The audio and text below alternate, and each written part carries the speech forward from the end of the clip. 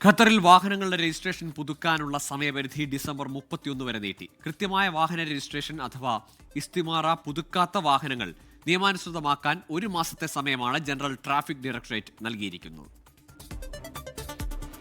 കാലാവധി കഴിഞ്ഞ വാഹനങ്ങളുടെ രജിസ്ട്രേഷൻ പുതുക്കാൻ ജൂലൈ 27 മുതൽ ഓഗസ്റ്റ് 27 വരെയായിരുന്നു നേരത്തെ അനുവദിക്കപ്പെട്ടിരുന്ന സമയം. എന്നാൽ രജിസ്ട്രേഷൻ പുതുക്കലിനായുള്ള ഓൺലൈൻ പ്ലാറ്റ്ഫോമിൽ ഉൾപ്പെടെ വലിയ തിരക്ക് അനുഭവപ്പെടുന്നതും ഉപയോക്താക്കളുടെ സൗകര്യവും കണക്കിലെടുത്താണ് സമയപരിധി ഈ വർഷം അവസാനം വരെ നീട്ടിയതെന്ന് ഗതാഗത മന്ത്രാലയം അറിയിച്ചു. രജിസ്ട്രേഷൻ പുതുക്കാത്ത വാഹനങ്ങൾ രജിസ്ട്രിയിൽ നിന്ന് നീക്കം ചെയ്യുമെന്നും നേരത്തെ ജനറൽ ട്രാഫിക് വിഭാഗം മുന്നറിയിപ്പ് നൽകിയിരുന്നു.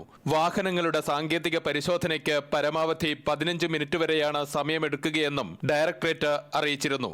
ഇലക്ട്രോണിക് പ്ലാറ്റ്ഫോമായ മെട്രാസ് 2 വഴിയാണ് രജിസ്ട്രേഷൻ പുതുക്കേണ്ടത്.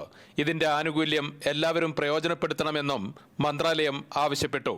ഡിസംബർ 31 മുമ്പ് രജിസ്റ്റർ ചെയ്ത വാഹനങ്ങൾ അംഗീകൃത ഗൾഫ് നിലവാരം പാലിച്ചില്ലെങ്കിലും നിയന്ത്രണങ്ങളില്ലാതെ വിൽക്കാനും പ്രദർശിപ്പിക്കാനും അനുമതിയുണ്ട്. ഷോറൂമുകളിലും ഇലക്ട്രോണിക് പ്ലാറ്റ്ഫോമുകളിലും ഇത് അനുവദിക്കും. അതിനുശേഷം രജിസ്റ്റർ ചെയ്ത വാഹനങ്ങൾ നിലവാരം പാലിച്ചില്ലെങ്കിൽ വിൽപ്പനയോ പ്രദർശനമോ അനുവദിക്കില്ല. നിയമം ലംഘിക്കുന്നവർക്ക് ശിക്ഷ ലഭിക്കുമെന്നും മന്ത്രാലയം മുന്നറിയിപ്പ് നൽകിയിട്ടുണ്ട്.